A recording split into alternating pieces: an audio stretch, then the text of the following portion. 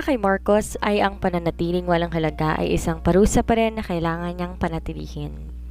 Ngunit bakit may nagdidikta sa isang bahagi ng isip niya na mababaw iyon at hindi yon ang tunay na dahilan? Na para bang kapag nabunyag iyon ay otomatikong may mawawala sa kanya na ayaw lang niyang aminin sa kanyang sarili. Si Diane at Megan ba yon? Tinig ni Luis ang pumukaw sa kanya. Otomatikong napabaling ang pansin ni Marcos sa labas at hinagilap ang itinuturo ni Luis.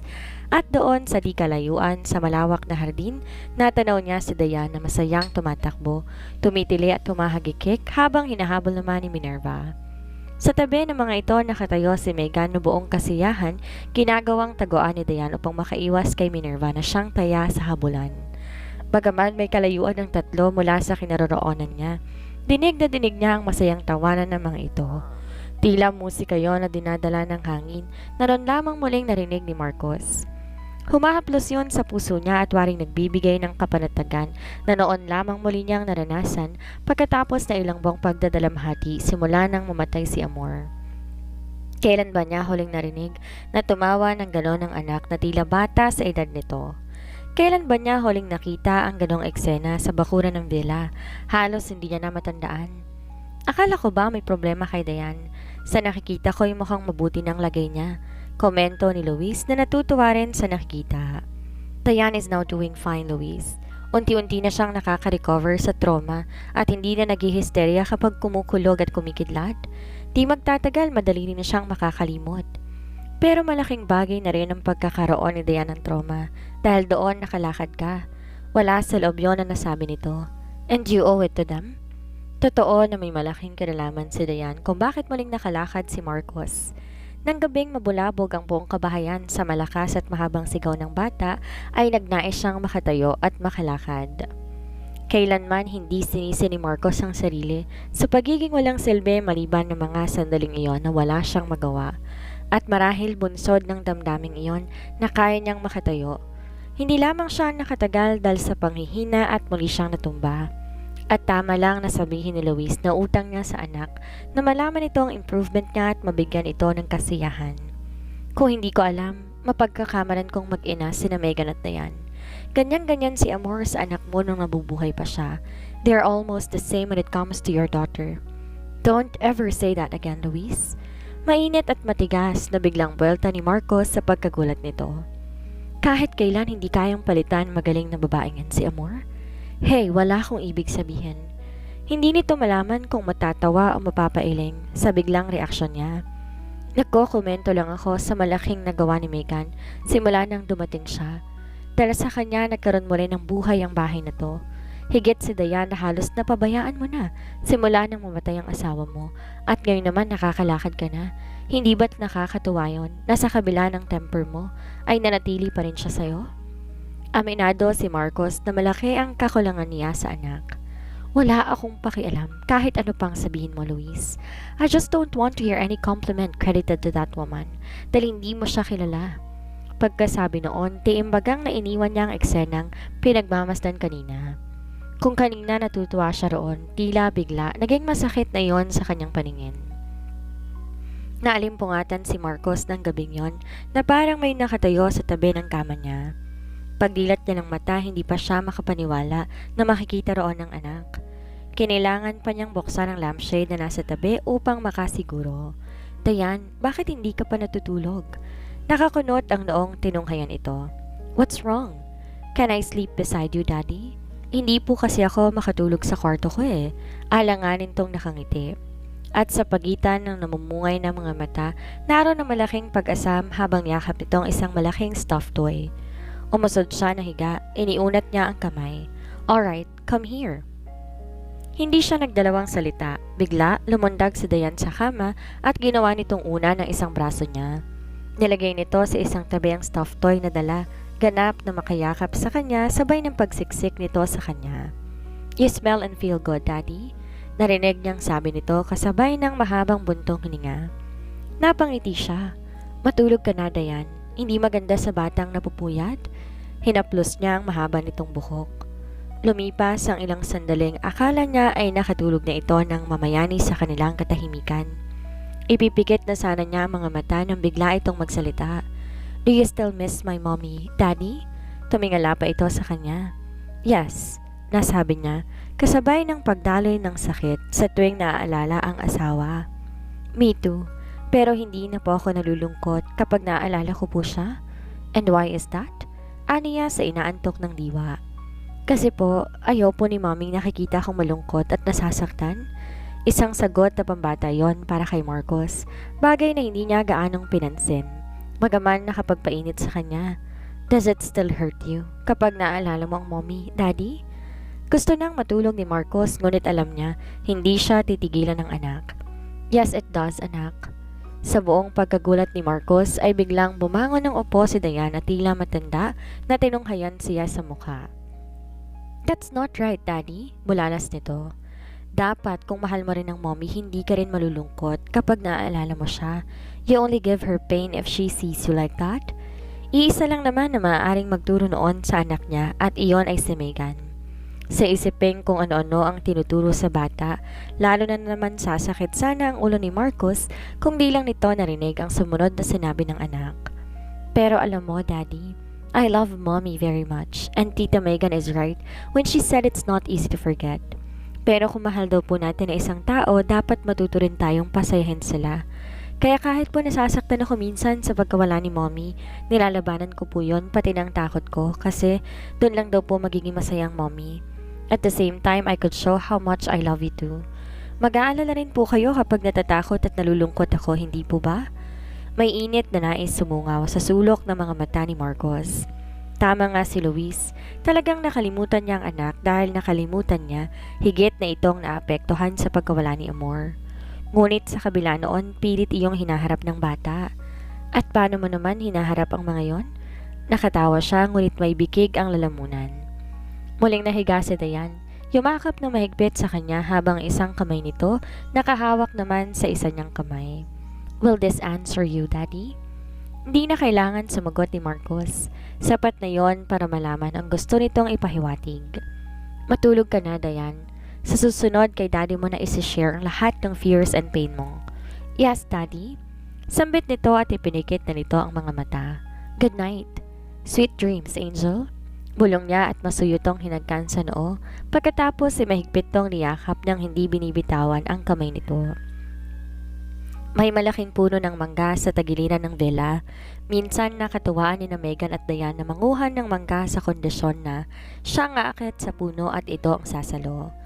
Tita Megan, ayun pa, malaki po yun? Sigaw ni Dayan at tinuro nitong isang bunga na nasa gawing kaliwa. Mataas yun.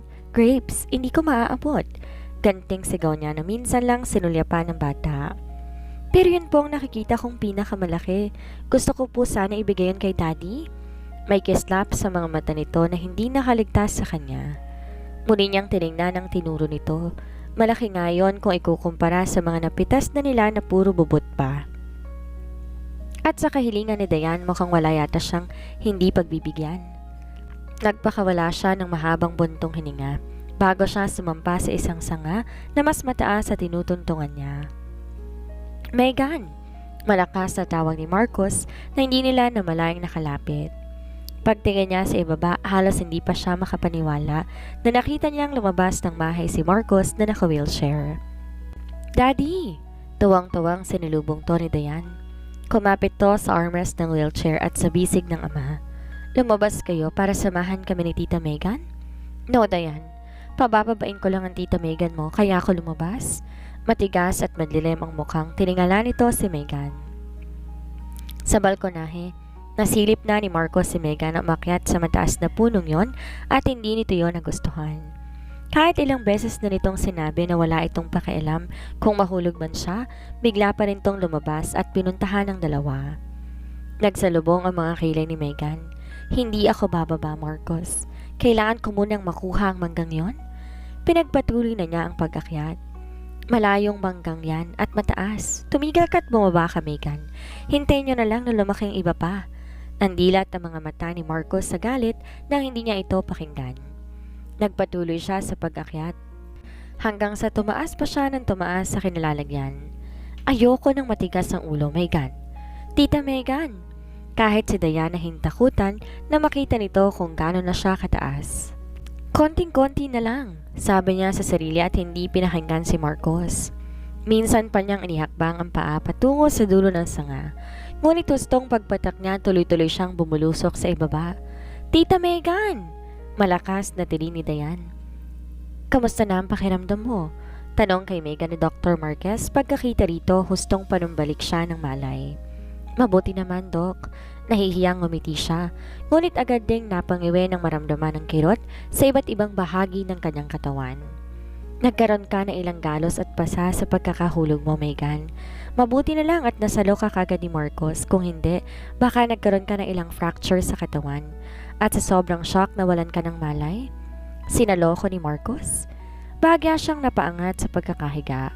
Paano nangyari yon? Naglalakad na ba siya? I'm afraid, hindi pa. Nauutal nitong sabi na bahagya pang tumikim. Nagawa lang niyang makatayo kanina para saluhin ka. Para bang reflex na nagtulak sa kanya na makalakad ng ilang hakbang. Alam mo naman siguro ang pag-rush ng adrenaline sa mga ganong sitwasyon. Hindi ko kayo maintindihan, Dr. Marquez. Naiiling na napakunot ang noon niya. Nagluluha. Nurse ako kaya sa tingin ko malabo yung sinasabi ninyo. Nasalo ko ni Marcos pero hindi pa rin siya nakakalakad. Tinalikuran siya ni Luis at nagkunwaring abala sa pagtatabi ng mga gamit. Ngunit gusto lamang nitong umiwas sa tanong niya kahit sandali. Hindi nito ugaling makialam sa problema at intensyon ng mga pasyente nito, lalo na kung ang mga yon ay may ugali katulad ng kay Marcos na bugnutin at mahirap pakibagayan. Nakaririnig ka na ba ng tungkol sa sakit na psikolohikal, Megan? Na kahit walang diferensya ang isang pasyente, nagkakaroon pa rin sila ng sakit depende sa utos ng utak nila. Yon ang bigla nitong naisip na solusyon. At ganon ang sakit ni Marcos? Tama ka roon, Iha. Nagagawang makitayo o makalakad ni Marcos kung may nagbubunsod sa sarili niyang damdamin. Kaya nga nanghihinayang pa ako at hindi pa nasasalaysay si Marcos nang matulog ka. Para makalakad tuloy siya na malayo-layo bago kanya masalo. Baka sakaling tuluyan na siyang gumaling noon kapag nagkataon. At bigla itong tumawa. Malabo pa rin sa kanya ang paliwanag na yon, ngunit tinanggap niya pa rin at nakisabay sa pagtawa nito. Noon naman biglang bumukas ang pinto ng silid. Biglang pumasok si Dayan na kasunod si Marcos, nakaupo pa rin sa wheelchair. Tita Megan, sambit ni Dayan at patakbong yumakap sa kanya. At nagagawa mo pa palang tumawa pagkatapos ng ginawa mo? Sita nito at walang kang ngiti-ngiti lumapit to sa kanya. Hindi siya rito hinihiwalayan ng tingin. Hindi niya pinansin ang pagkakasarkastiko sa tono ng pananalita ni Marcos. Ibinaling niyang atensyon kay Dayan na narinig niyang humihikbi habang nakasubsob sa kanya ang mukha. Umiiyak ka? Kumala siya sa pagkakayakap nito at tinitigan ng bata. Kasi I feel that it's my fault kaya kayo nahulog. Kung di ko po sana tinuro ang manggang yon, hindi sana kayo... Shhh! Tinakpan niya ng daliri ang mga labi nito. It is not your fault. Kasalanan ko yon dahil hindi ako nakinig sa daddy mo. Pero talaga pong kasalanan ko, giit nito. Of course not. Natatawang niyakap niya ulit ito ng mahigpit. Bakit? Nagalit bang daddy sa'yo at sinabi niyang ikaw may kasalanan? Nang sabihin niya yon, tumingin siya kay Marcos na tila nagbabanta. Hindi po. Pinapatan pa nga po ako ng daddy eh. See? No one is blaming you. Talagang kasalanan ko lamang yon. Binigyan niya ng diin ang huling sinabi. Oh, tumahan ka na, Grapes. Pinahid niya ang mga luha ng bata sa pisngi. At ayoko nang maulit pa ang nangyari kanina. Madilim pa rin ang mukha ni Marcos kahit na pinalalambot na ito na nakikitang eksena.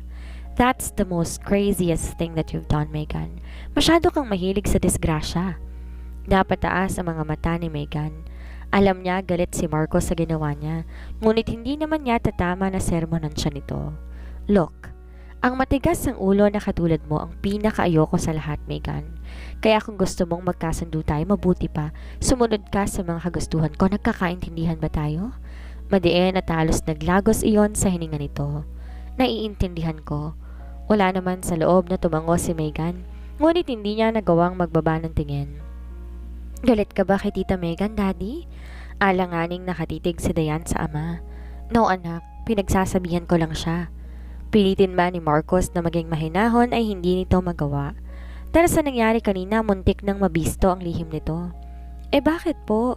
Malaki na po si Tita Megan para pagsabihan. Noon nakakunot na ang noon nito sa buong katuwaan ni Megan.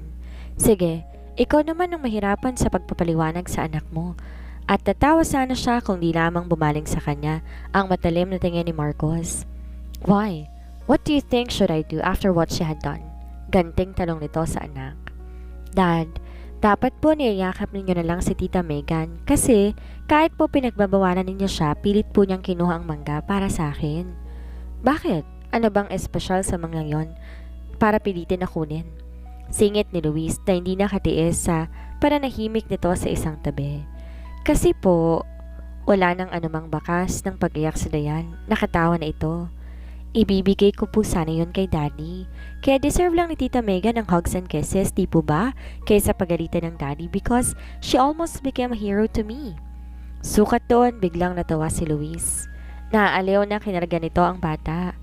Don't worry, Dayan. Masyado lang nag-aalala ang daddy mo kay Tita Megan kanina, kaya pinagsasabihan to. Sinulyapan nito si Marcos na may naglalarong ngiti sa mga labi. Ayaw lang niyang may masamang mangyayari sa Tita Megan mo. Pulang-pula na siya sa narinig. Pagtingin niya kay Marcos, kagad din siyang nagbawi ng tingin nang masalubong niya ang naniningkit nitong mga mata. Nang gabing yon, hindi agad nakatulog si Megan. Ginugulo siya na nangyaring eksena sa silid niya at sa ginawang pagsalo sa kanya ni Marcos. Nang hindi makatiis, bumangon siya at lumabas ng silid. Una niyang tinignan ang silid ni Dayan. Nang hindi madatna ng bata roon ay naisip niya, tumulog na naman to sa silid ng ama at hindi nga siya nagkamali nang pasukin naman niya ang silid ni Marcos. Mga ilang saglit muna na siyang nakatayo sa bukana ng pintuan. Nang makatiyak na mahimbing na natulog ang mag-ama, dahan-dahan siyang pumasok sa silid. May ilang beses na siyang pumapasok sa kwarto ni Marcos sa gabi upang alamin lang ang kalagayan nito. Subalit tila kakaiba ang pagkakataong iyon na napakalakas ng tuli ng kanyang puso habang pinagmamasdan niya ang mag-ama na magkatabi at magkayakap na natutulog. Tila larawan ng mga to na isang masayang pamilya. Wala nga lang ang presensya ng isang ina. Magkasundo na kaya sina Megan at Marcos? At dito na po nagtatapos ang kabanata ng ating kwento. Please like, share, and subscribe for more updates. Maraming salamat po.